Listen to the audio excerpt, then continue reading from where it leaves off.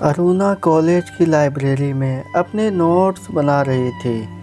तभी उसकी जानी दोस्त शिखा भागते भागते उसके पास आई और बोली, ए अरुणा जल्दी जा, तेरा अविनाश मैदान में खेलते वक्त अचानक चक्कर आने से गिर पड़ा है। इसलिए हमारे क्लास के लड़के उसे कॉलेज के पीछे वाली जिम में लगाए हैं। अविनाश गांव से शहर पढ़ने आया एक मेहनती युवक था। पहले दिन जब अरुणा ने अविनाश को देखा तो उसका गोरा रंग, उसकी मजबूत कद काठी और उसकी गांव की मृदु भाषा सुनकर वह उस पर अपना दिल हार बैठी। दोनों में दोस्ती होने के बाद वह एक दूसरे के साथ वक्त बिताने लगे। अरुणा अविनाश को पागलों की तरह चाहती थी, पर वह अपने प्यार का इजहार अभी तक नहीं कर पाई। अविनाश के बारे में खबर सुनते ही घबराहट के मारे उसकी जान आधी हो गई। उसने अपने नोट्स और बैग लाइब्रेरी में ही छोड़ दिया और सीढ़ियों से भागते भागते कॉलेज के पीछे पहुंच गई। लेकिन उसे दिखाई दिया कि अविनाश बाहर बारिश में बाइक पर बैठा है और अरुणा की तरफ देखते हुए वही सादगी भरी मुस्कान दे रहा था, जिस मुस्कान को देखते ही अरुणा के दिल को हमेशा सुकून मिलता था। अरुणा उसके पास जाकर थोड़ा सा गुस्से में बोली, ये कैसा मजाक है अविनाश, आप तो यहाँ बारिश में बाइक पर आराम से बैठे हैं और मुझे शिखा ने बताया कि आप चक्कर आने की वजह मैदान में गिर पड़े थे। मेरे तो बस प्राण ही निकलना बाकी थे। अरुणा की बात पूरी होते ही अविनाश ने अपने बैग में से एक लाला गुलाब का फूल निकाला और अरुणा के सामने एक घुटने पर बैठ गया और बड़े प्यार से उसकी आंखों में आंखें डालकर उसे आई लव यू कह दिया। पिछले 3 साल से अविनाश से अपने प्यार का इजहार सुनने के लिए बेकरार अरुणा की आंखें आई लव यू सुनते ही प्यार के आंसुओं से छलक गई थी। फिर अरुणा ने भी अविनाश के हाथों से गुलाब लेकर आई लव यू टू बोल दिया और कस के उसके सीने से लिपट गई। उस वक्त अविनाश को अरुणा के दिल की धड़कनें महसूस हो रही थी।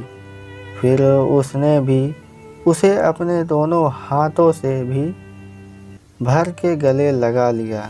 अविनाश ने अरुणा से अपने सादगी भरे अंदाज में पूछा, बारिश के इस सुनहरे मौसम में क्या तुम मेरे साथ समुंदर किनारे सैर पर चलोगी?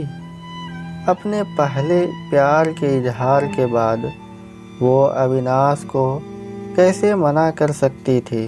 अरुणा राजी खुशी उसके बाइक पर बैठ गई।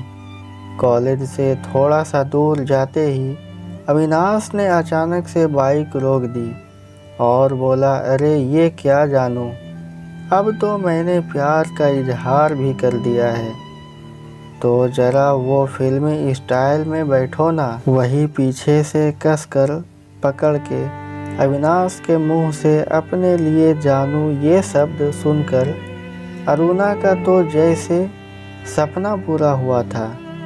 वह बाइक से उतर के फिर से अविनाश की इच्छा अनुसार बैठ गई। रिमझिम बारिश में कुछ ही मिनटों में दोनों समुद्र किनारे पहुँचे। फिर दोनों ने साथ मिलकर एक बड़े से पत्थर के पीछे बैठने की जगह ढूंढी, जहां कोई उनके ज़िंदगी के प्यार भरे लम्हे में रुकावट ना डाल सके। बारिश के मौसम में विशाल समुंदर के सामने बैठे हुए 2 प्रेमियों का पहला प्यार धीरे धीरे परवान चढ़ने लगा और वह दोनों एक दूसरे की आंखों में खोने लगे।